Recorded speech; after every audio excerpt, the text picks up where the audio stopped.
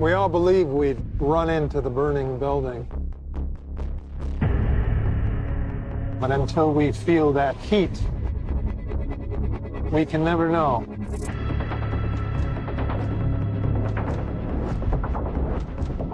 You do. You chose to die instead of giving up your colleagues.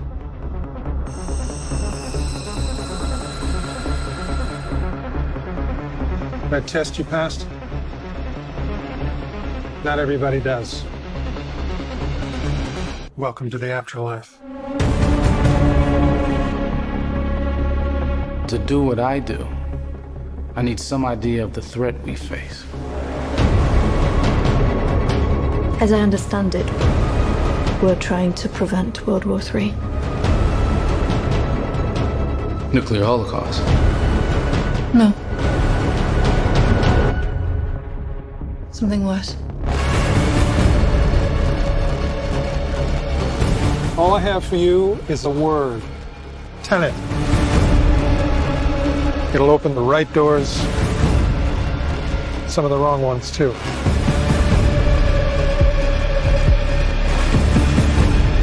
You have to start looking at the world in a new way.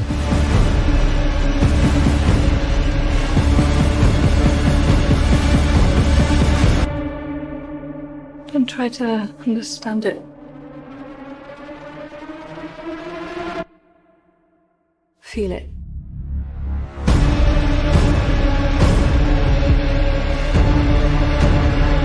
Hell happened here? Hasn't happened yet.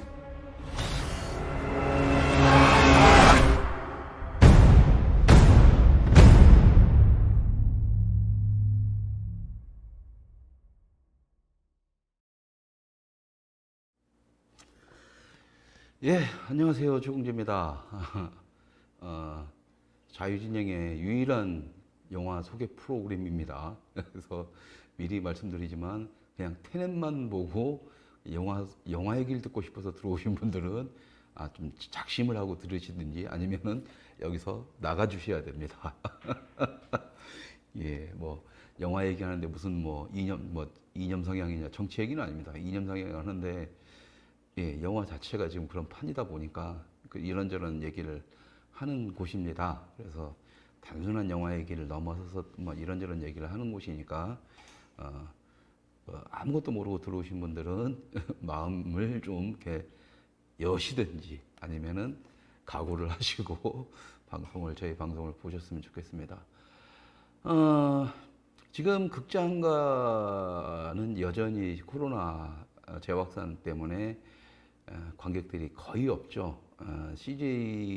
CGV도 코로나 터지기 전에 이제 약간 매각을 한다는 둥, 한다는 둥 말이 많았는데 아마 이 코로나 때문에 좀 타격을 아무래도 좀 받겠죠. 극장에 관객이 없다 보면 그냥 그런 상태에서 또 이제 이 사태가 끝나고 나면 아무래도 이제 극장가도 일대 변화의 바람이 불 수도 있겠다는 생각이 듭니다.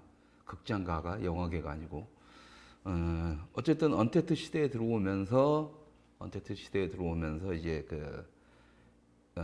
지금 코로나 재확산에서 극장보다는 이제 새로운 플랫폼 온라인으로 해서 자기만의 공간에서 영화를 보는 시대가 좀 더 앞당겨진 것 같아요. 예, 앞당겨진 것 같아서 넷플릭스나 이런 쪽으로 해서 이제 극장에서 개봉을 못하고 넷플릭스로 직행하는, 그리고 아마존도 그렇고 이제 페이스북도 그렇고 아마존은 이미 시작을 했고 페이스북도 조만간 이제 덤벼들려고 하고 있고 또 다른 채널들이 지금 많이 만들어지고 있죠. 그래서 이제는 언택트 시대로 진입을 하면서 개인이 극장에 가서 영화를 보던 그 향수 어린 시대는 서서히 또 다른 형태로 변화가 될 거다. 물론 극장은 죽지 않을 겁니다.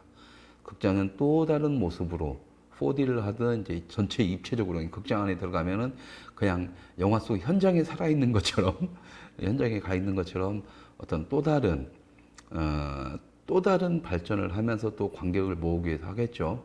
예전에 이제 TV가 나왔을 때 극장가는 망한다라고 했을 때 좀 더 크고 좀 더 세련되고 좀 더 멋진 화면들로 극장이 다시 살아난 것처럼 어쨌든 극장은 살아나게 되긴 하겠지만 많은 변화가 일어날 거고 덕분에 이번 덕분에 코로나 덕분에 이제 넷플릭스 같은 온라인 OPP 시스템이 사람들한테 많이 이제 상용화 되리라고 봅니다. 그런 점에서 저는 크리스토퍼 놀란 감독의 영화를 굉장히 좋아하는 이유는 저는 아무래도 필름 세대다 보니까 영화도 제일 처음에 시작할 때 첫 영화 단편 영화도 필름으로 찍었고 원래 전직이 사진쟁이였기 때문에 사진할 때도 필름 사진을 하다가 디지털로 전환을 하면서 너무 뭐 좀 안 맞아가지고 때려쳐가지고 제 스스로가 나는 필름 세대이고 싶은 사람이기도 합니다. 그래서 어쨌든 그 놀란 감독의 아이맥스 카메라로 해서 이제 35mm 아이맥스 카메라로 해가지고 필름으로 영화를 찍어대는 그 간지, 필름을 간지라고 하거든요. 필름 느낌을. 여러분들이 디지털과 필름을 딱 보면은 아무리 디지털이 화소가 막 수십만 화소, 수백만 화소, 뭐 수천만 화소까지 가더라도 필름만이 가지고 있는 고유의 그 필름 간지를 표현할 수는 없습니다. 디지털은 정확하게 0과 1의 데이터로 분석이 돼서 찍으니까 화면이 샤프하게 나오지만 필름 같은 경우에는 필름 안에 은 입자가 빛의 발광 작업을 통해서 변색이 돼서 그걸로 그걸로 해서 화면을 만들어내기 때문에 그 입자가 당연히 고를 수밖에 없어요. 고르지 못할 수밖에 없죠. 그러다 보니까 필름에서만 느낄 수 있는 그 색감이라든가 질감 같은 게 있는데 크리스토퍼 놀란 감독은 자신의 영화에서 끝까지 이 필름 간지를 고수하고 있다는 점은 저는 굉장히 좋아합니다.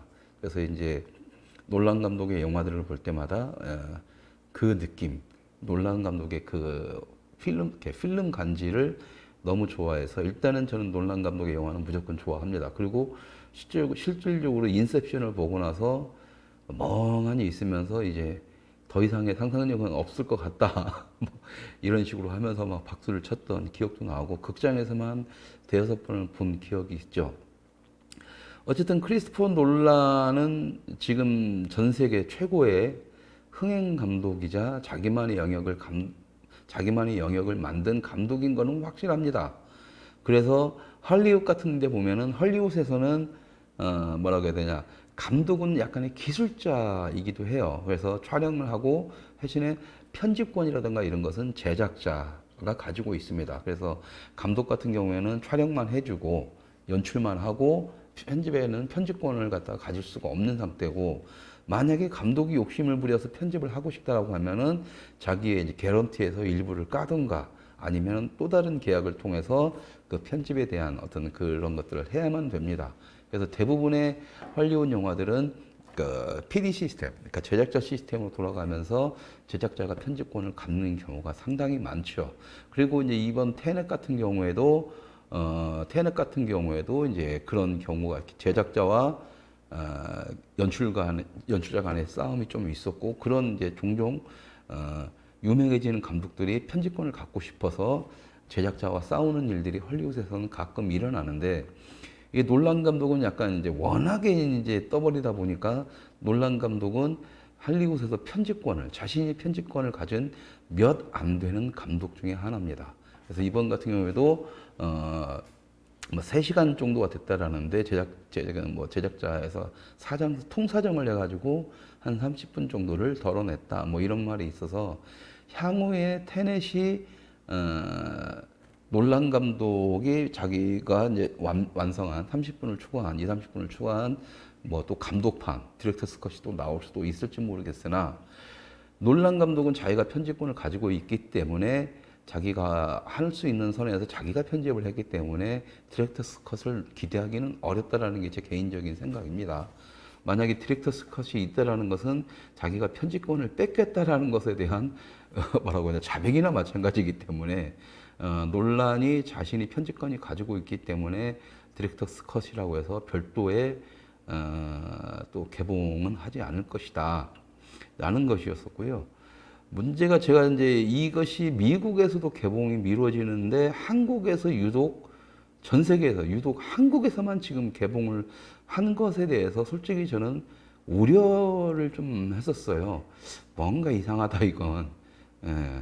작품에 대한, 그러니까 제작자 같은 경우에는 작품의 완성도보다는 흥행성을 따지게 되겠죠. 놀란 감독의 편집권을 가지고 거머쥐게 된 것도 그만의 어떤 흥행성과 플러스 작품성 두 가지를 다 인정을 했기 때문에 했던 것이지만 이번에 테넷 가지고 개봉 일정에 대해서 논란이 많았다라는 것은 제작자가 어떤 브레이크를 거는 부분이 분명히 있었다. 이것은 극장에 걸고 안 걸고의 문제도 있지만 그 이상의 무슨 문제가 있을 것이다라고 막연한 느낌이 들었습니다. 한국에서 개봉을 먼저 한다라는 거, 미국에서도 개봉을 안 하는데 또 놀란 감독의 영화이기 때문에 굳이 그렇게 안 하더라도 향후에 이제 좀 풀리고 나면은 충분히 개봉 가능한데, 그리고 놀란 감독은 강행을, 관객들이 보든 말든 강행을 하려고 했음에도 불구하고 미뤄진 점 등, 그 다음에 미뤄졌음에도 불구하고 한국에서의 개봉은 허가가 돼서 한국에서 개봉을 했다라는 것에 대해서 조금 퀘스천이 들었어요. 역시나였습니다. 그것은 안 좋은 느낌이었었고, 그 안 좋은, 왜 슬픈 예감, 불안한 예감은 틀린 적이 없는지 모르겠어요. 영화는 놀란 영화 사상, 그러니까 놀란 감독 스스로가 자기가 20년 동안 준비하면서 인셉션과 인터스텔라나 지금까지 자기가 만들었던 모든 영화의 총체다라고 굉장히 뭐 크게 말을 했음에도 불구하고 영화를 보고 났을 때의 느낌은 이건 아니다, 이런 느낌을 가졌습니다. 근데 이제 지금 이제 그러고 나서 이제 이것을 갖다가 사람들이 이제 궁금해 하잖아요. 뭐 엔트로피니, 양자 물리학의 시간 역행이니 뭐 해가지고 막 별게 다 나오는데, 뭐 할아버지 이제 패러독스, 할아버지 역설 뭐 이런 것들 별게 다 나오긴 하는데, 가지고 이제 그런 것들에 대해서 지금 좀 일반 영화 유튜버들, 영화 소개하는 영화 리뷰 유튜버들을 딱 보면 다 거기에 방점을 맞춰서 희한하게 얘기를 하더라고요. 그러면서 막 2번 보고 3번 봐야 될 영화 막 이러는데, 글쎄요, 제가 봤을 땐 그런 느낌은 아니었습니다. 충분히 그런 걸 모르고 봐도 보는 데는 전혀 지장이 없을 정도의 수준. 그리고 거기서 시간 역행과 엔트로피의 역행, 그다음에 할아버지 패러독스부터 해가지고 뭐 이렇게 얘기하는 양자 물리학에 관련돼서 얘기하는 이런 것들에 대해서는 이미, 그리고 시간의 역행과 시간의 순행에 대해서는 이제 그런 시간으로 가지고 장난치고 하는 것들은 이미 놀란 영화들 중에서 그 전에 이미 다 나왔던 것들이죠. 단지 여기서는 과거와 미래라는 시간의 역행이라는 것이 또 하나 나오긴 했지만 그것은 마찬가지입니다. 그러니까 인셉션에서 보여줬던 것과 인터스텔라에서 보여줬던 것의 짬뽕, 이런 느낌이죠. 전혀 새로울 것이 없는, 그리고 굳이 그걸 이해하려고 할 필요도 없는, 그러니까 이겁니다. 저는 이제 관객분들한테 제가 말씀드릴 수 있는 것은, 영화를 제일 처음에 볼 때는 그 영화에 대한 자료, 정보들을 갖다가 가능한 한 차단하시고 보시라고 말씀을 드리거든요. 왜 그러냐면 차단을 하고 봐야 그 영화의 순수한 영화적 재미를 느낄 수가 있습니다. 웬만한 정보들을 쫙 가지고 있으면 그 정보를 가지고 그 영화를 접하게 되면 거기에 빠지게 돼요. 그래서 이 영화가 진짜 가고자 하는 방향성과 다른 방향성으로 빠지게 됩니다. 그러니까 여기서 우리가 정보를 꼭 구해서 영화를 봐야 되겠다면 감독의 연출 의도, 이 정도만 봐주면 되는 거고, 근데 대부분의 감독의 연출 의도는 또 감독만의 세상에 빠져 있기 때문에 참고사항만 될 뿐이지 관객이 감독의 말을 듣고 그렇게 봐야 될 필요는 없는 거죠. 영화를 보고 판단을 하고 어떤 내용을 받아들일지는 오로지 관객의 몫이기 때문에, 그러고 나서 처음에 딱 봤을 때 영화가 재미있다 없다를 먼저 판단을 하고, 재미가 있는데 내용을 잘 모르겠다라 하고 이게 왜 이렇게 됐지라고 했을 때 정보를 찾아내고 다시 본 다음에 한 번, 2번 정도 더 영화를 보시고 또 한 번 더 보시고 이랬을 때 그 영화의 다른 잔재미들이 느껴지게 되는 겁니다. 그래서 처음에 영화를 보실 때는 여러분들이 별 자료 필요 없다, 그냥 보셔라. 그리고 진짜 재미있는 영화는 한 3번을 보게 됩니다. 기본적으로 3번 봐도 재밌는 영화면 정말 재밌는 영화긴 해요. 그러니까 저 같은 경우에는 인셉션 같은 경우는 아까 말했던 극장에서 5번 정도 봤다고 했고, 그다음에 이제 케이블 TV에서도 이제 해주면은 인셉션은 지금도 여전히 제가 좋아하는 영화긴 합니다. 하지만 또 상대적으로 인터스텔라 보고는 굉장히 실망을 했고 놀란 영화가 이제 끝을 향해 가나 뭐 이런 느낌이었어요. 자, 그렇다면 뭐냐면 저한테 이게 간단하게 결론부터 말씀드리면 테넷은 인터스텔라와 인셉션의 가장 안 좋은 것들만 모였다라는 거고 너무 뻔한 조합이다라는 거죠. 시간의 역행이든 뭐든 이것을 갖다가 양자 물리학적으로 볼 필요가 없이 영화의 편집상 기교로 봤을 때는 인셉션의 편집 기술, 인셉션을 가지고 놀았던 시간을 가지고 놀았던 꿈을 가지고 놀았던 시간과 무의식 속에서 꿈이라는 무의식 상태에서의 공간 활용이라든가 그 킥을 통한 시간의 배치라든가 이런 것들은 거의 완벽할 정도였고 편집도 완벽했습니다. 하지만 인터스텔라에서 다뤘던 부분은 뭐냐면 시간과 공간의 무의미함이죠.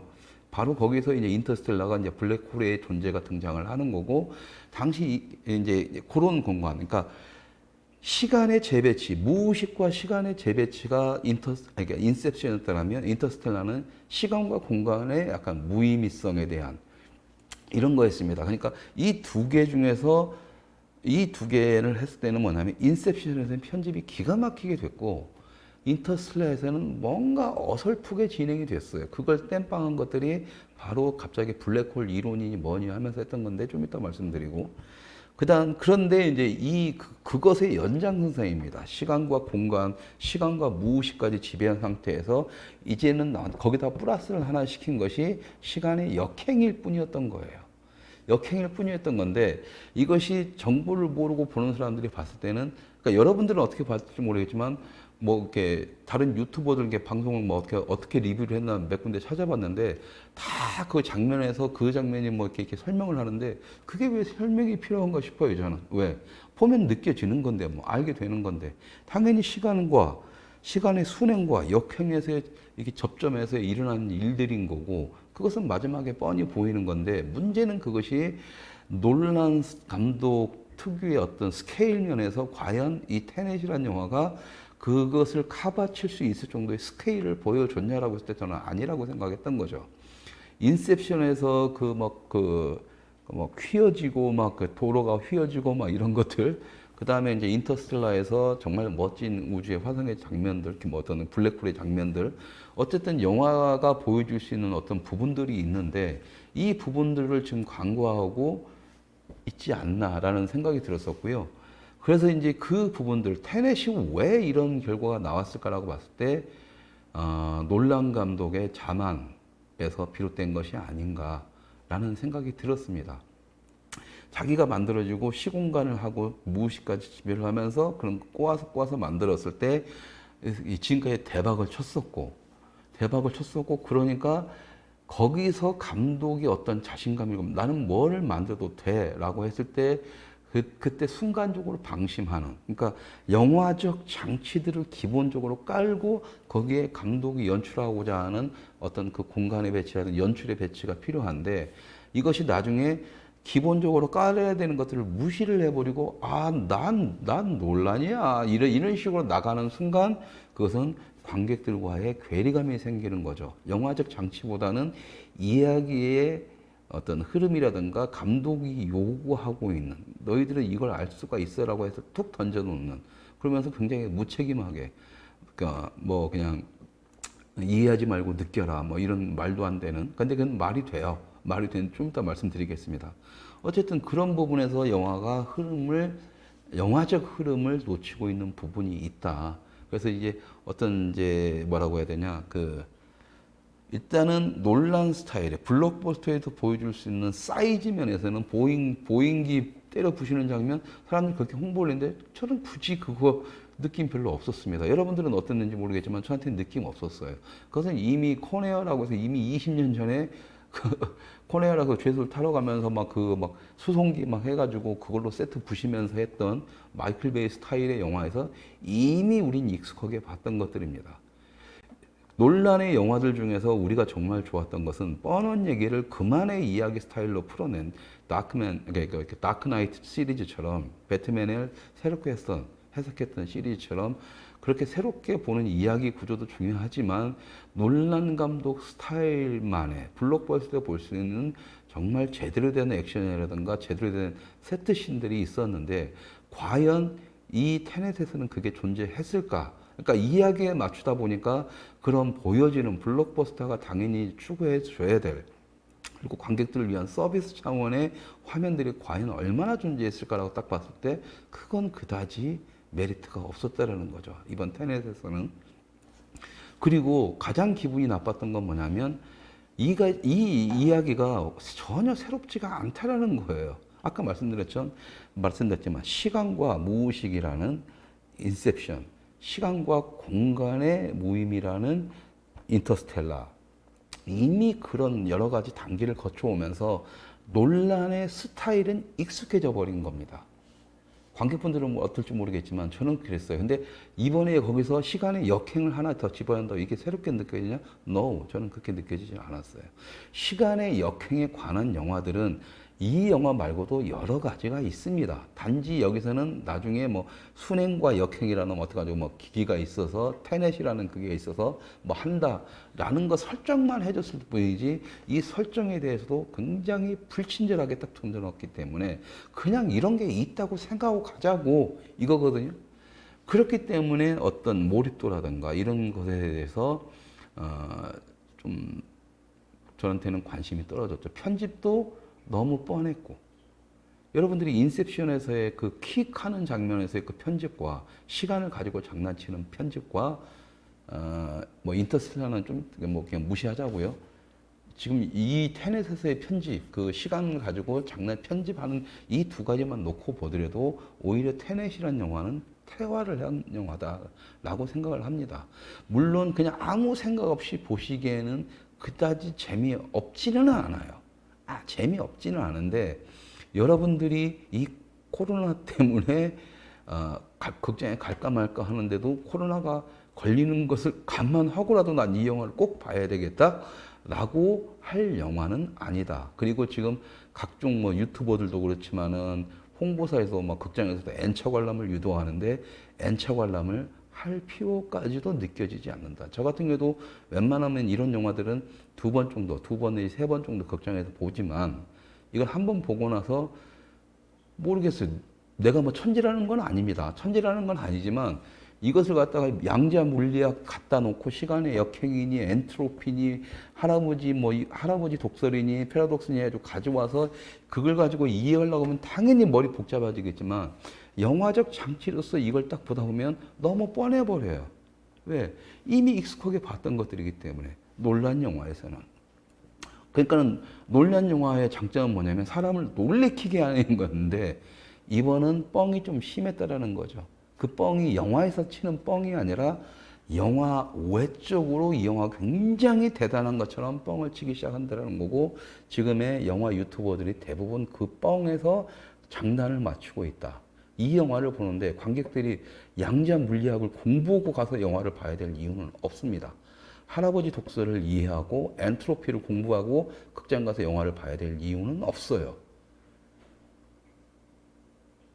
영화는 영화여야 됩니다. 아주 기본적인 전제 조건이 있는데 그 전에 논란의 영화들이 인정을 받았던 것은 영화는 영화다라는 증명을 쭉 하고 거기에 합당한 장면과 이야기와 편집 구조를 가지고 갔다라면 이번 영화는 뭐냐면 그러니까 영화적 장치라기보다는 그냥 논란이 지 꼴리는데 지 자만심에 빠져가지고 지가 이제 스스로 자뻑이라고 하죠. 자뻑감에 도취해서 그냥 지가 하고 싶은 대로 하는 그런 영화가 되어버렸다. 라는 느낌을 너무 강하게 받을 수밖에 없었습니다. 물론 거기서 관객은 무조건 감독이 따라가거나 유튜버들이 따라갈 때 와 이러면서 가는 사람들이 있겠죠. 그리고 와 그 정도는 이해하고 보면서 봐야지. 그렇다 보면은 오히려 더 이 영화를 못 보게 됩니다. 뭐 차가 거꾸로 가는 차가 뒤집어졌다가 다시 막 해가지고 가는 거 막 거기서 막 유튜버들 막 이놈저놈 막 이런저런 설명 다 하는데 그냥 보세요. 보면 이게 이해가 가요. 시간의 역행 속에서 딱 가는데 시간의 역행에서 내가 그 안에 들어가 있으면 마스크를 쓰는 거고 내 현실상에서 시간의 순행상에서 거기서 순행상에서 과거로 뒤로 간다 하더라도 그 과거 속에서의 내가 지금 현실 속에서의 순행이라면 마스크 안 써도 되고 간단해요. 뭘 그렇게 복잡하게 볼 필요가 뭐가 있어. 예? 근데 마치 이 영화가 알고 봐야 되는 것처럼 보고 또 봐야 되는 것, 한 번 보면 이해를 못하는 것처럼 아니죠. 처음에 한 번 봤을 때는 영화는 영화로서만 보면 되는 겁니다. 물론 이렇게 좀 복잡한 이야기들, 복잡하지도 않지만 솔직히 복잡한 걸로 따지면 인셉션이 더 복잡하죠.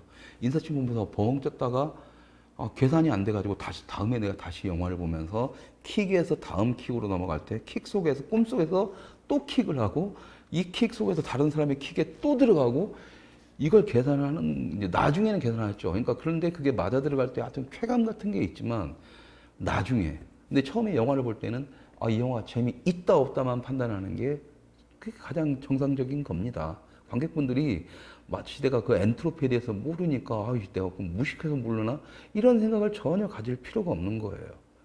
아니 세상에 어떤 미친놈이 영화 한 편 보려고 양자물리학을 공부하고 갑니까?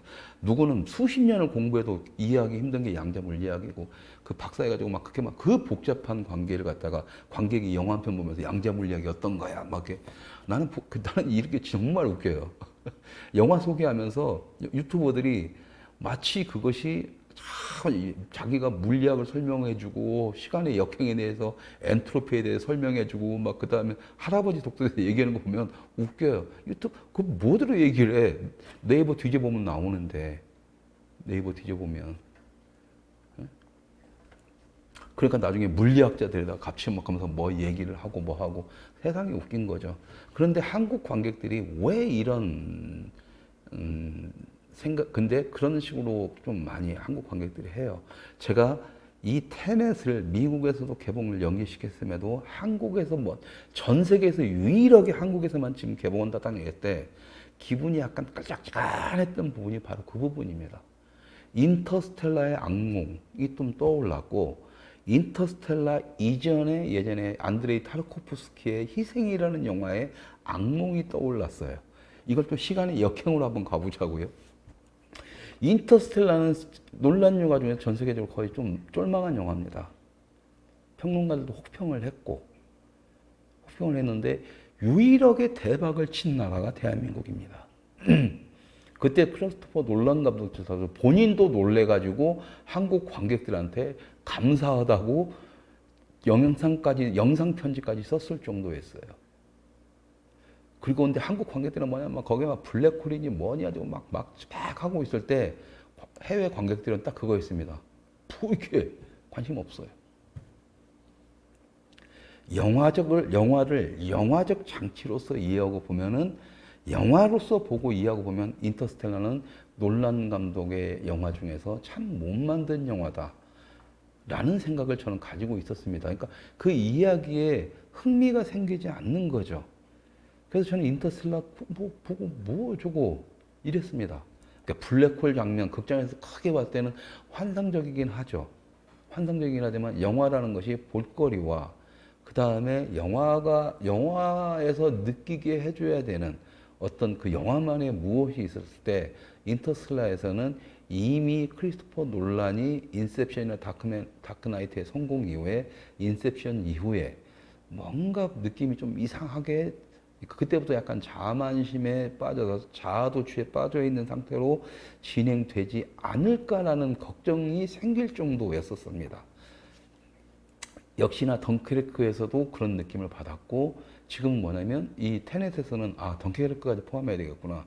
인셉션과 인터스텔라와 덩케르크의 가장 안 좋은 면만을 묶어놓은 그런 내가 걱정했던 부분만을 묶어놓은 영화의 모습으로 등장을 했다. 아직은 아니길 바랬는데 그런데 이제 다시 인터스텔라 돌아갈게요. 한국 관객 그러니까 전 세계 영화 평론가입니다. 영화 평론가부터 관객들이 인터스텔라에 그다지 높은 점수를 주지 않았단 말이에요. 한국 관객들만 유일하게 열광을 하고 거의 1000만에 가까운 엄청나게 많은 사람들이 봤죠. 몇백만이 봤죠. 그러면서 뭐냐면 영화의 본 이야기보다는 그 안에서 블랙홀과 시간의 이것에 대해서 갑자기 막 토론회 같은 게 열려요. 분명히 그것은 영화의 긍정적인 부분이기도 합니다. 영화를 통해서 사람들이 과학에 관심을 갖게 되는 것은 지극히 정상적이고 나쁜 게 아니죠. 중요한 건 뭐냐면 영화는 영화로서의 기본적인 틀을 만들어 놓고 그 안에서 그런 소스들을 가지고 오게 하면서 영화의 완성도를 만들고 그것은 부가적으로 그것을 궁금해하고 뭔가 공부를 하고 싶어 알고 싶어 하는 사람들에 대한 얘기가 돼야 되는데 한국의 평론이라든가 한국의 어떤 좀 영화로 해서 방귀 좀 낀다는 것들은 뭐냐면 지들이 이 영화를 갖다가 어떻게 이해하는 관점이 아니라 뭔가 있어 보이고 아는 것처럼 얘기하려고 하다 보니까 영화하고 상관없는 그딴 식의 이야기에 몰입을 하게 되고 관객을 자꾸 그쪽으로 유도를 합니다. 영화하고 상관없이. 인터스텔라에서는 블랙홀이 중요한 게 아니죠. 블랙홀이 중요한 게 아니잖아요. 단지 블랙홀은 소재일 뿐이었었지.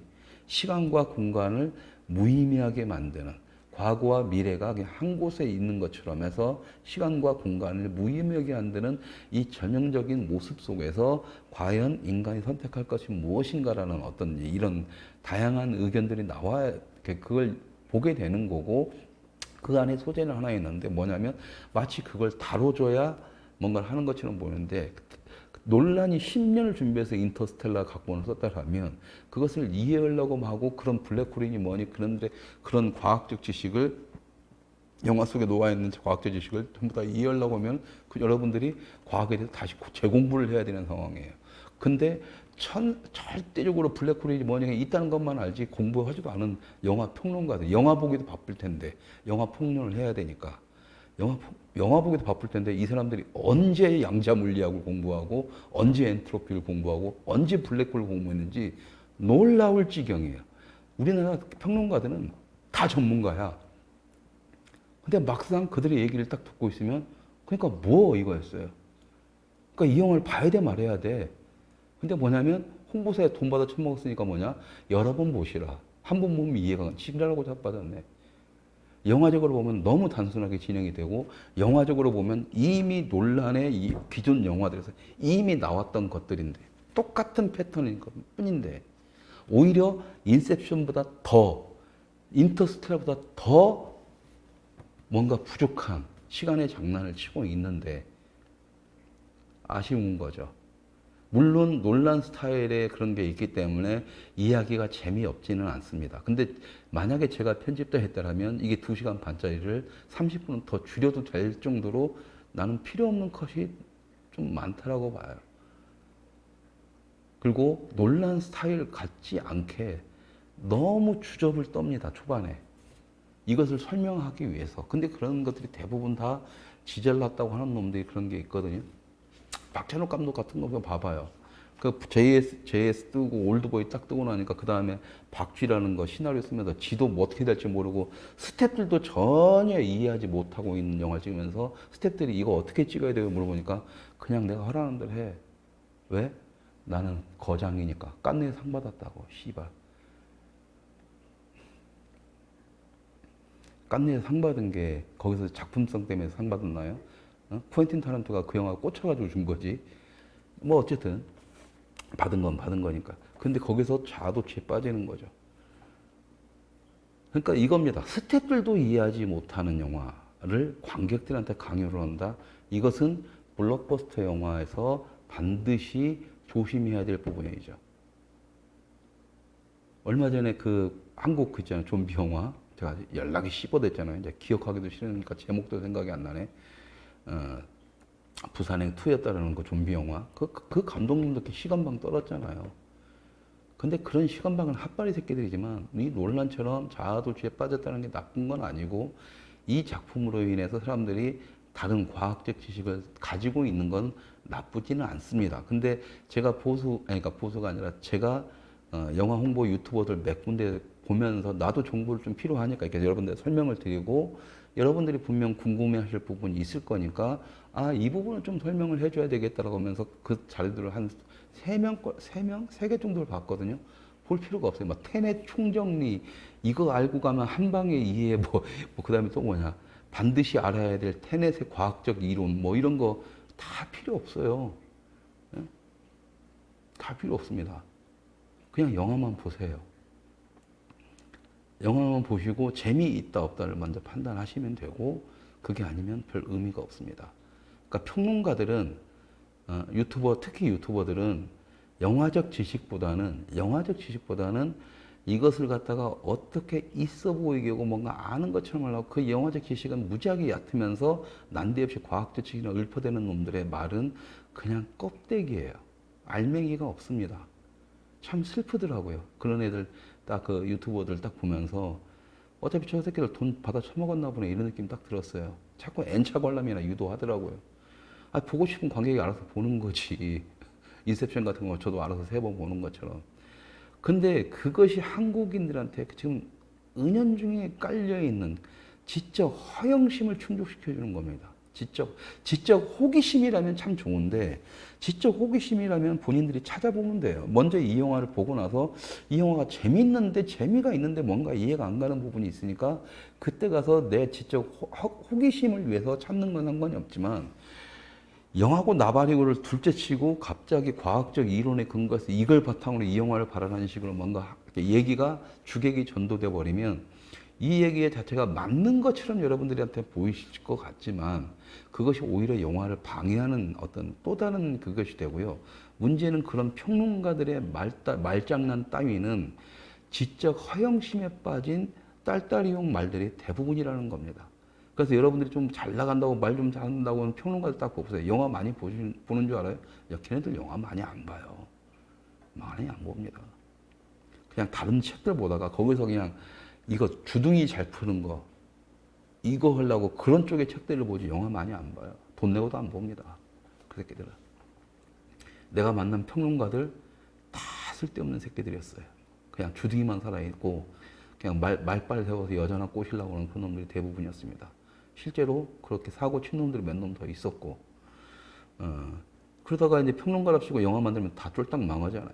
그게 현실과 주둥이의 차이죠. 어쨌든 그렇습니다. 그런데 이것이 그러다 보니까 한국 관객들이 한국 영화 평론을 갖다가 좌성향, 우리나라에서 흔히 말하는 좌파들이 신의 20을 만들고 그걸 사상과 이념을 전파하는 장치로서 영화를 활용을 하면서 신의 20을 잡지를 만들어서 그 은연중에 그렇게 떨어내는 그런 식으로 해서 평론가들을 키워내고 그런 평론가들이 영화평을 해대면서 영화보다는 영화가 아닌 외적인 걸로 해서 풀어나가기 시작을 하고 그게 마치 영화 평론인 것처럼 표현이 돼요. 그거 아닙니다. 여러분들 미국에서 미국 평론가들이 쓴 평론들을 보시면 이 사람들은 그 영화를 딱 보고 났을 때 보는 이유와 영화로서의 뭔가 기본적인 것을 쫙 하고 나서 그것을 더 업그레이드 시켜서 여러 가지 공부를 합니다. 그리고 영화를 정말 많이 봐요. 왜? 영화 얘기를 해야 되기 때문에. 그래서 미국에 있는 평론가들은 정말 대중적 인기를 가지고 있는 평론가들도 있습니다. 대중이 어떤 걸 원하고 그럼에도 이 영화에서는 뭘 하고 하면서 영화적 얘기를 해요. 이 영화를 이해하기 위해서 이걸 과학을 이해해라 이런 멍청한 얘기 안 합니다. 영화로서 이야기하면서 그 안에서 자기가 모르는 거 만약에 이런 테넷 같은 영화라면 그런 부분에서 이런 장치가 사용되는 건데 이 장치는 간단하게 말하면 이렇고 더 짧게 가요. 나머지는 영화 얘기를 합니다. 논란의 연출 스타일이 어땠고 편집은 어땠었고 여기서 배우들 간의 캐릭터 간의 어떤 상징성은 무엇이었고 이런 얘기를 해야 되는 거예요. 근데 지금 테넷을 얘기하는 평론가랍시고 깝치는 새끼들 유튜버라고 해서 그 하는 애들은 난데없이 지네들이 다 과학자가 되어 있는 상태가 되어버렸죠. 산으로 가고 있어요 지금. 근데 이것이 인터스텔라 때도 그랬는데요. 인터스텔라 때니까 놀란 감독한테 그랬다. 놀란 감독이 영화니까 막 그런 장르에 우리가 좀 그런 것들은 블랙홀 공부해야 더 깊이감 있지 않냐 라고 얘기를 하지만 이렇게 한국 관객 중에서 영화를 많이 봐서 평론가 계열에 있을 정도에 있는 사람들의 지적 허영심의 문제는 이번 놀란 감독의 이 영화뿐만이 아닙니다. 길게 과거로 다시 엔트로피를 돌려서 엔트로피를 거꾸로 해가지고 돌려보자고요. 1990년도인가요? 92년도인가? 89년도인가? 하여튼 그랬으니까. 안드레이 타르코프스키의 희생이라는 영화가 국내에서 개봉을 했습니다. 동승 시네마테크에서. 동승 아트 시네마, 동승 아트홀, 동승 시네마테크. 헷갈리네요.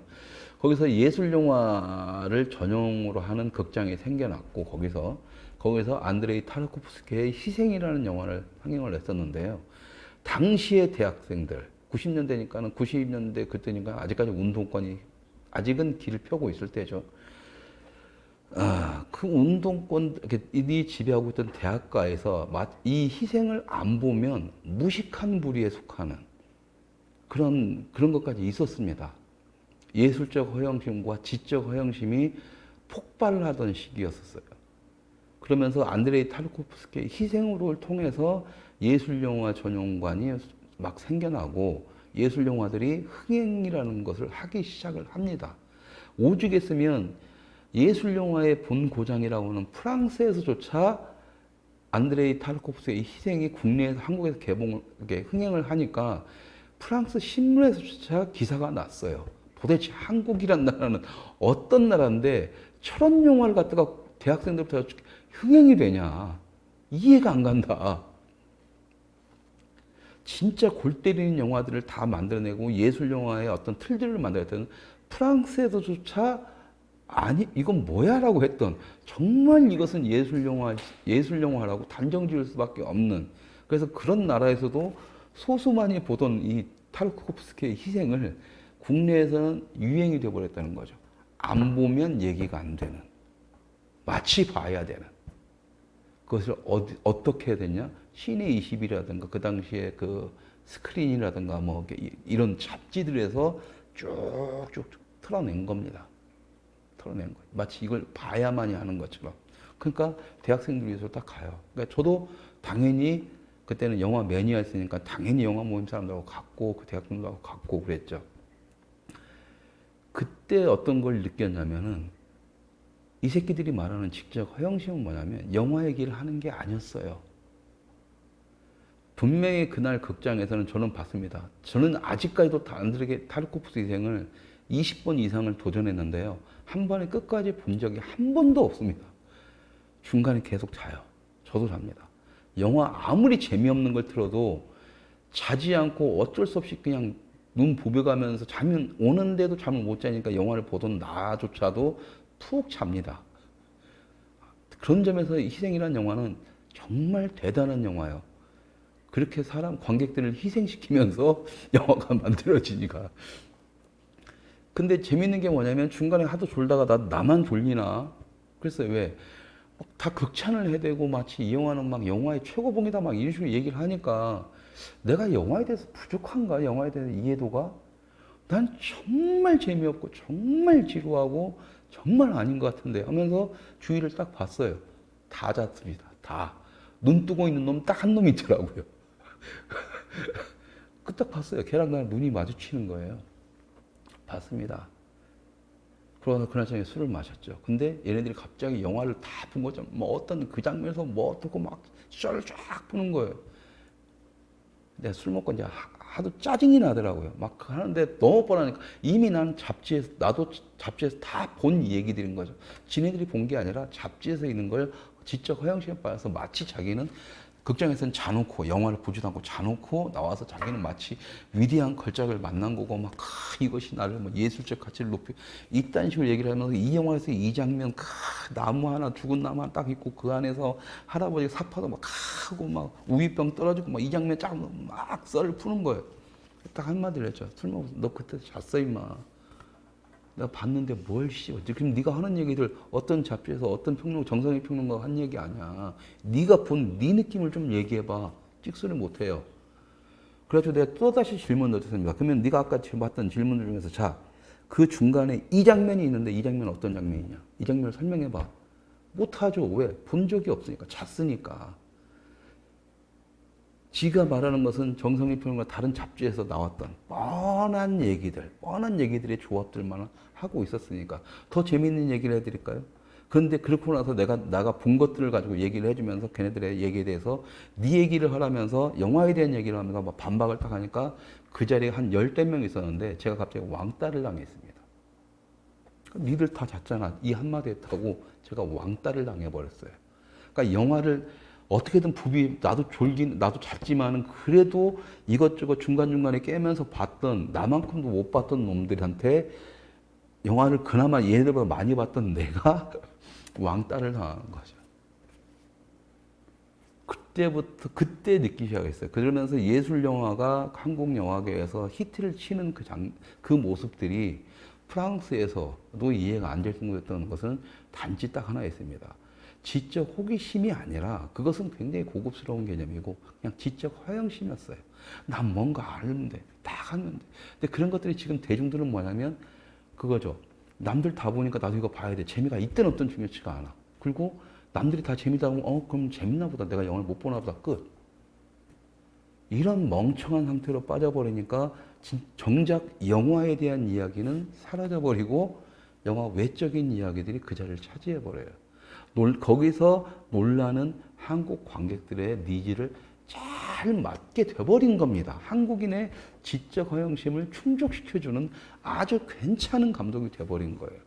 근데 하지만 해외에서는 놀란 감독을 위대하다고 치긴 하지만 어쨌든 논란은 논란일 뿐이고 그가 만든 인셉션이나 이런 거 다크나이트 같은 거는 명작으로서 인정해줄 뿐이고 아닌 건 아닌 거였죠. 그래서 인터스텔라는 전 세계적으로 그다지 흥행에 성공하지 않았던 거고 한국인들은 그 지적 허영심 때문에 그 외적인 것들에 대해서 평론가들이든 뭐든 지가 마치 아는 것처럼 떠벌리기 딱 좋은 소재이기 때문에 블랙홀이니 뭐니 씨부름 거렸지만 결국엔 남는 것들이 없었던 거죠. 관객들은 그런가 보다. 그런가 보다. 논란 영화니까 일단 보고 그런가 보다. 그러면서 그 얘기를 마치 자기가 아는 것처럼 이 영화를 보면 막 블랙홀에 기가 막힌 장면이 있는데 블랙홀이란 뭐냐면 쫙 하고 쫙 풀고 지가 뭘 한다고. 그냥 여기 있는 사람과 얘기를 들은 것뿐이죠. 그 시간에 영화를 인터스텔라 봤으면 영화 얘기를 하면 되는 거지. 왜 쓸데없는 얘기를 해. 그죠? 자기가 과학자 될 것도 아니고. 그러다가 전문가가 딱 나와서 그런 헛소리야. 딱 한마디면 끝날 건데. 왜? 일어나지도 않은 일. 과학적으로 아직 이론만 있지 증명되지 않은 것. 그리고 나서 그러니까 뭐냐면 만약에 그것이 가능해진 미래 기술이었으면 이렇게 될 것이다라는 가상을 영화 감독은 자기만의 창작에 의해서 만들어내는 것일 뿐입니다. 그걸 굳이 이해하려고 할 필요는 없어요. 그러니까 이 영화에서 말하는 이해하지 말고 느끼라는 말은 놀란 감독이 말하는 아주 정확한 얘기이기도 합니다. 굳이 그걸 이해할 필요가 없어요. 그리고 영화 속에서 놀란은 몇 마디 얘기를 던져요. 가지고 그 주인공이 하는 말 중에 무지가 이기는 길이다라는 말을 해요. 무지가. 차라리 모르는 게, 그러니까 우리나라 따지면 모르는 게 약이다. 알면 병된다. 이 말을 하고 똑같죠. 무지가 우리를 이기게 한다는. 근데 그것이 영화 속에서는 뭐냐면 내가 미래에 대해서 이미 알고 있다라면 그것은 우리가 또 다른 미래를 만들어내거나 이렇게 이런 있기 때문에 미래에 대해서 모르는 게 차라리 약이다. 지금 현재에서 해결해야 될 문제를 해결하다 보면 어차피 미래는 정해져 있는 거기 때문에 현실이 정해져 있듯 미래도 정해져 있는 거기 때문에 그냥 이루어진 일은 반드시 이루어진다 라는 말과 매칭이 되면서 가는 겁니다. 중요한 건 바로 그 부분이에요. 시간 역행이고 나발이고 아무것도 없습니다. 그냥 그것은 단지 소재일 뿐이고 그냥 그겁니다. 무지가 이기는 길이라는 것은 모르고 결과를 모르는 상태에서 현실적인 관계에서 충분히 싸우다 보면 그것이 정해진 미래에 대해서도 그 결과를 가지고 온다라는 아주 단순한 이야기 구조일 뿐이에요. 단지 영상적으로는 과학적, 영화의 재미를 위해서 과학적 소재, 희한한 소재를 들어와서 엔트로피의 역행, 엔트로피가 미래로 가는 시간과의 그런 조율을 하고 침묵하는 거라면 이걸 거꾸로 돌렸을 때 과거에서 영향을 줄 수 있지 않겠느냐. 과거의 시간에 대해서도 뭐 이런 가설에 대한 영화적 표현일 뿐입니다. 그렇다면 여러분들이 이 영화적 표현을 과학적 지식이 아니라 영상으로 딱 봤을 때 와우 이래야 되는 거죠. 인셉션처럼. 하다못해 최소한 인터스텔라처럼 해야 되는데 그게 안 됐던 거죠. 시간과 시간의 교차 편집은 이미 덩케르크에서 봤었고 시간을 넘어서서 무의식 속으로 들어가서 인간이 도저히 감안을 할 수 없는 킥이라는 것에 대해서는 이미 인셉션에서 했었고 그 다음에 아까 말했던 것처럼 공간의 무의미성에 대해서는 인터스텔라에서 이미 보여줬기 때문에 여기서 말하는 시간의 역행은 그렇게 따져도 별 의미가 없어요. 최소한 인셉션과 인터스텔라에서 그렇게 설레발 쳤던 놈들이라면 굳이 여기서 새롭게 얘기할 필요성이 없다라고 저는 생각을 합니다. 지들이 과학자가 아닌데 뭘 그렇게 잘하는지 모르겠어요. 그 시간에 영화 얘기를 하시자고 영화 얘기를 해달라고 관객들이 원하는 그거잖아요. 여러분들 2시간 반 동안 영화 볼 때 재밌어야 되잖아요. 그러니까 2시간 동안 여러분들이 앉아 있어서 엉덩이 딱 붙이고 땀띠 나도록 화장실 가는 거 참으면서도 이 영화를 볼 수 있겠느냐고 했을 때 저는 100% 아니라고 자신할 수가 있습니다. 아니 그렇다고 해서 재미가 없다는 건 아니에요. 재미가 없지는 않은데 여러분들이 놀란 감독의 어떤 그 이름값, 그 다음에 지금 여기저기서 막 떠들고 있는 N차 관람 바람을 부려야 된다 뭐 한다 자꾸 하는 그런 분위기, 홍보사에서 만들어낸 그 분위기에 편승해서 와, 이 영화가 마치 대단한 영화처럼 기대감을 갖고 가서 보시면 실망을 하시는 영화다라는 거죠. 그냥 아무 생각 없이 그러든 나발이든 그냥 나는 2시간 반 동안 영화를 보는 걸 가는 거야 라고 했을 때는 그나마 볼만한 거리들을 조금 건지시게 될 겁니다. 시간이 계속 막 차가 엎어지고 차가 엎어진 차가 다시 돌아서고 총알이 막 가운데 있고 딱 하면서 총알을 쏘는 발사를 하는 게 아니라 잡는 것이다 뭐 이런 것들은 그냥 영화적 장치일 뿐이에요. 그리고 그것이 아무렇지도 않게 편안하게 보고 있으면 자연스럽게 이해가 돼요. 양자 물리학이나 시간의 역행, 엔트로피를 몰라도 영화적 그것은 가능합니다. 왜? 영화에서는 뭐냐면 초반에 어떤 가정을 세워놓고 이 가정을 사람들이 10분 내에 사람들한테 설득시킬 수 있으면 그 다음부터 관객들은 그 영화 속에서 그걸 현실로 받아들입니다. 그러니까 어떤 SF 영화들에도 어떤 공포 영화도 뭐든 앞에 설정에서 사람들이 말이 안 된다 하더라도 말 그대로 이번 이건 것처럼 미래에서 어떤 미래에서 기계를 보내서 미래와 과거를 연결 시간의 순행을 한다라는 것을 초반에 설정을 해주면 사람들 처음에 지금 무슨 말도 안 되는 얘기 하지만 그것이 사람들이 영화 속에서 딱 그것을 사실로서 딱 한다라면 사람들은 돈을 내고 내 극장에 2시간만 동안 앉아 있어야 되기 때문에 그걸 일단 영화 속이지만 처음에는 영화지만 그래 인정해줄게. 영화적 장치로서 인정해줄게라고 하는 순간부터는 그때부터는 이야기의 힘으로 이것을 현실감으로서 느끼면서 간다라는 겁니다. 그러니까 뭐냐면 지금 썰을 풀어대고 있는 그런 모든 과학적 지식들 의미가 없어요. 그냥 처음에 그것만 딱 인정하고 미래에서 왔고 미래에서 기계를 보내서 미래와 과거가 연결되는 시간과의 싸움이 된다라는 것만 처음에 설정해 주는 걸 인정을 하고 딱 가면은 그냥 쭉 가만히 앉아 있으면 그 모든 게 다 이해가 가요. 단지 빨강과 파랑. 지금 백판 좀 바꿔줄래요? 예. 지금 백판을 보시면 그 테넷에서 보시면 빨강과 파랑이 두 가지가 있습니다. 이 장면을 보시면 그리고 군대도 빨강 부대와 파란 부대가 있죠. 레드팀과 블루팀이 있는데 레드는 시간의 순행이고 블루는 시간의 역행일 뿐이에요. 그렇기 때문에 같은 공간 안에 있으면은 그냥 역행되는 것과 지금 진행되는 것이 같이 교차될 수밖에 없습니다. 어차피 현실적 같은 시간대 내에서는. 그러니까 이제 그런 것들 갖다가 과학적으로 설명할 필요가 뭐가 있냐고. 영화를 보면은 그냥 아시게 된다니까요. 아주 친절하게 빨간색, 파란색 세 가지 표시를 해서 보여주기 때문에 너무 그렇게 복잡하게 생각할 필요 없어요. 이 테넷이라는 영화는 정말 복잡한 영화 아닙니다. 되게 단순한 영화예요. 단지 복잡하게 만들어내는 것 뿐이에요. 누가? 한국에 빌어먹을 평론가들이, 유튜버들이. 제가 아까 말씀드린 건 아주 건방진 얘기일지 모르겠지만 이 테넷은 인터스텔라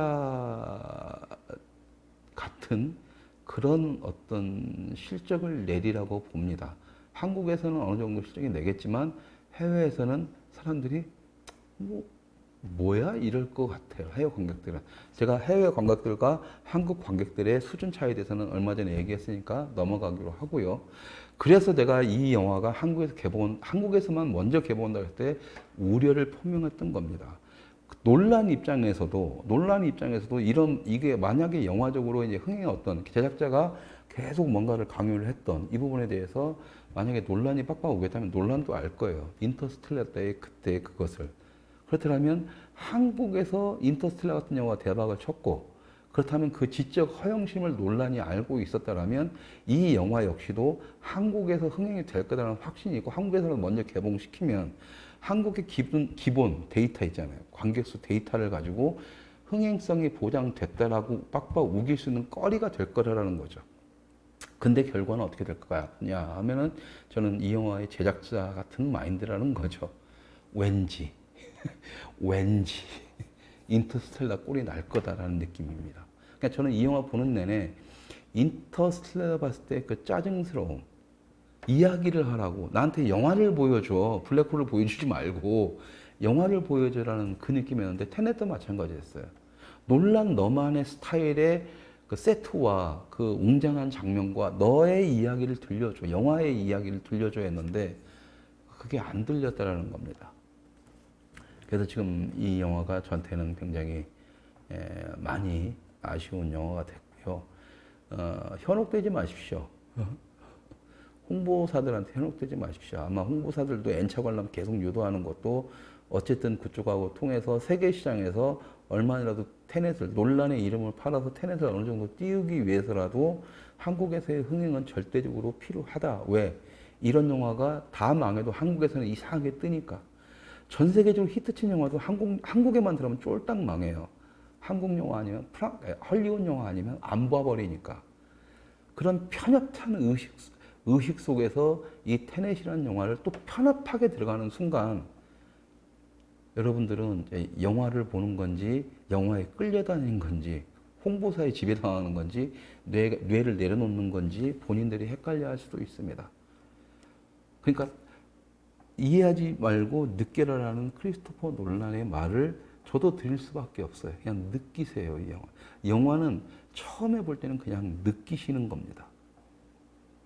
느끼신 다음에 그 느낌이 불쾌하면 느낌이 불쾌한 이유를 찾으셔야 되는 거고 그러니까 불쾌하면 그 다음부터는 이 영화를 무시하면 되는 거고 정말 재밌고 느낌 좋은데 이해가 안 가는 부분이 있을 때 그때 여러분들이 이 영화에 대한 자료를 보시면 되죠. 이 영화를 보고 나서 과학적으로 엔트로피가 뭔지 그 다음에 뭐 그 할아버지 독설이 뭔지 시간의 역행이 뭔지 뭐 이런 것들에 대해서 한번 재미삼아 공부하면은 뭐 과학적 지식도 쌓이고 좋겠지만 그것이 우선돼서 그걸 염두에 두고 영화를 본다라는 그 자체는 자신이 지금 이 영화를 제대로 볼 수가 없다라는 겁니다. 아마 논란이 똑똑하기 때문에 이 안에 들어있던 자기가 심어놓은 모든 과학적 지식을 니들이 그걸 다 알기도 복잡하니까 그냥 내가 이 정도까지 만들어놨으니까 그냥 이해하지 말고 느껴 라고 했으면 그 안에서 논란이 느끼게 만들 수 있는 그 장치들만 찾아내면 돼요. 저는 여기서는 뭐냐면 시간의 역행이든 뭐든 저는 다 느꼈습니다. 뭐 그런 거지 뭐. 논란 영화에서 그런 걸 하도 많이 봐왔으니까 논란이니까 시간 가지고 장난치는 것은 늘상 이트 왔는데 뭐 또 그런 거지 뭐 쉽게 넘어갔어요. 별게 아닙니다. 여러분들 막 이 영화 보기 위해서 과학적 지식을 동원할 필요 없어요. 문제는 영화적인 판단할 때 과연 논란만에 헐리우드 블록버스터가 그리고 내가 이 와중에도 극장까지 쳐들어가서 신상명세 다 까이면서 극장 가서 기어이 봐야 될 정도의 영화냐라고 했을 때 그 정도의 재미는 제공하지 못하는 영화다 라는 것을 염두에 두시기 바랍니다. 그렇다고 해서 이 영화를 그러면 극장에서 안 볼래요. 뭐 그다음에 뭐 나중에 뭐 TV에서 나오면 공짜로 보지 뭐 이렇게 생각하실 필요는 없습니다. 왜? 논란의 영화는 극장에서 보셔야 제맛을 느낍니다. 왜? 필름으로 만들었고 일단은 그 필름의 IMAX 촬영이 되는 거기 때문에 일단 화면의 스케일이 TV로 봤을 때랑 극장에서 스크린으로 봤을 때랑은 완벽하게 틀립니다. 여러분들이 극장에서 재미를 못 느끼셨다면 나중에 TV에서 해도 볼 필요가 없어요. 왜? 뭐 더 재미없게 느껴져요. 더 재미없게. 근데 TV에서 재밌는 영화는 극장에서 보면 훨씬 더 재미있죠. 그러니까 여러분들이 이 영화에서 잔재미라든가 영화적 재미를 느끼고 싶다면 어쩔 수 없이 극장에서 보셔야 되지만 그 개념이 아니라 지금 평론가나 유튜버들이 떠들이는 것처럼 어떤 과학적 뭐 해가지고 거기에 함몰돼 가지고 아 그런가 보다 그걸 이해하고 보고 아 저 장면 어떻게 해볼까 그렇게 보셨다가는 이 영화가 말하고자 하는 거라든가 논란이 보여주고 싶어 했다는 거 그리고 영화 전체의 어떤 흐름을 여러분들은 전혀 놓치시면서 가실 겁니다. 그러니까 N차 관람하고 또 N차 관람 해야 되는 상황이 될 수도 있는데 그게 뭔 상관이에요. 여러분들이 과학적 지식을 배우기 위해서 영화를 보는 게 아니잖아요. 영화를 보기 위해서 극장을 가는 거기 때문에 영화로서 이해를 하십시오. 영화로서. 그러면 아주 재미있는 이야기거리들이 많이 나오지 않을까. 이 영화에서 또 아쉬운 점은 한스 짐머의 음악이 빠졌다라는 거죠. 한스 짐머가 매번 했었는데 그 듄이라고 해서 제가 여기서 소개해드렸던 앞으로 기대작이라고 하면서 올 연말에 개봉 예정이었으나 또 언제 개봉할지는 모르게 뒤로 밀려버린 이 빌어먹으려면 코로나 때문에 그런 영화의 음악을 계약을 하고 그쪽으로 가면서 이 영화에 참여할 수가 없게 되니까 다른 음악가가 왔는데 이 영화 속에서 음악은 너무 과합니다. 너무 과해요. 한스 짐머가 그냥 한 20분 지났는데 그때부터 저는 한스 짐머의 음악이 그리워지기 시작했어요. 그래서 더 짜증이 났을 겁니다. 짜증이 났던 것 같아요. 그러니까 놀란 감독의 영화에서 다크나이트에서의 음악과 덩케르크에서의 음악이 이제 거기 분위기에 맞춰서 가야 된다면 이 영화에서는 뭐냐면 테넷이라는 영화에서 느껴지는 건 뭐냐면 다크나이트의 음악이었어요. 근데 다크나이트인데 다크하지가 않은 다크나이트의 느낌. 이거 어떻게 설명하기가 좀 애매한데 그러면서 음악이 너무 붕 뜨고 너무 과하고 너무 세다. 예. 그러니까 감정 몰입이 이렇게 쉽지 않게 만들어버린 자꾸 음악이 관객의 감정을 끌고 가려고 하는 좀 짜증나는 느낌을 받았습니다.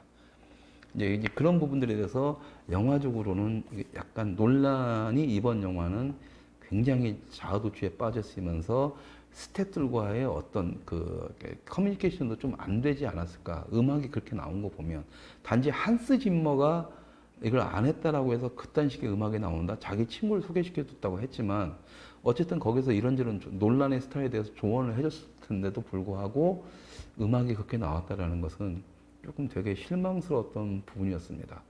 막 한스 짐머를 딱 보면 한스 짐머의 음악이 왜 한스 짐머가 유명하냐면 정말 음악도 좋지만 영화에서 그것을 이해시켜주고 진행시키는데 정말 무리가 없이 관객이 편하게 음악에 몰입됐다가도 그 화면에 몰입되게 만드는 강약 조절을 잘하는 음악가였다면 이번의 음악은 그게 아니었다는 거죠. 정반대되는 거. 자꾸 끌고 가려고 했다는 관객을 시건방지게. 이야기도 관객을 자꾸 끌고 가려고 하고 알든가 모르든가 굉장히 무책임하게 던져주는데 음악까지도 그려버리니까 저는 보는 내내 좀 답답함이 많이 들었고 상대적으로 지루함으로써 초반에 한 40분 정도는 무지하게 지루했던 그런 아쉬운 영화였습니다. 그래서 그냥 그 부분만 싹 날려내서 그냥 굳이 불친절을 할 거면 왜 설명을 이렇게 구구절절히 하냐 이거죠.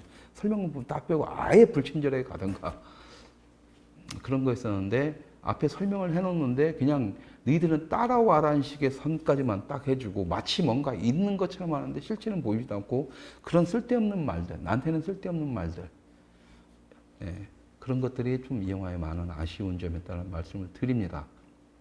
예, 오늘 여러분들이 가장 요즘 핫한 테넷밖에는 어딜 가도 테넷 막 하고 있죠. 그래서 시청률을 올리기 위해서 하는 건 아니고 원래 저번 주에 여러분들께 보여드리려고 했었는데 그때는 이제 사정이 있어서 못했고 해서 또 이제 시청자분들 한 분이 또 이제 테넷은 당연히 해야 되는 거 아니냐라고 해서 이제 급하게 이제 그저께 영화를 봤고 영화를 보고 느낀 솔직한 제 심정이었습니다. 그래서 이제 간만에 신작을 소개했는데 좋은 얘기 못해서 죄송하고요.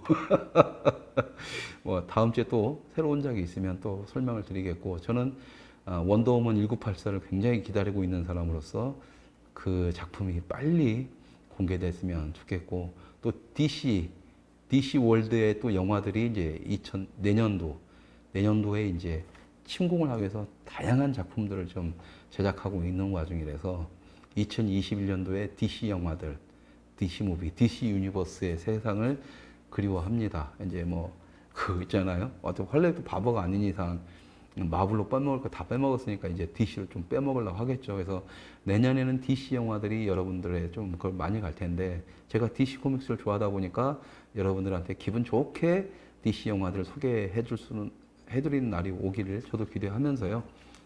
오늘 테넷에 대한 제 감상평 그리고 관객들한테 부탁드리는 얘기를 여기서 마치겠습니다. 시청해 주셔서 감사합니다. 끝.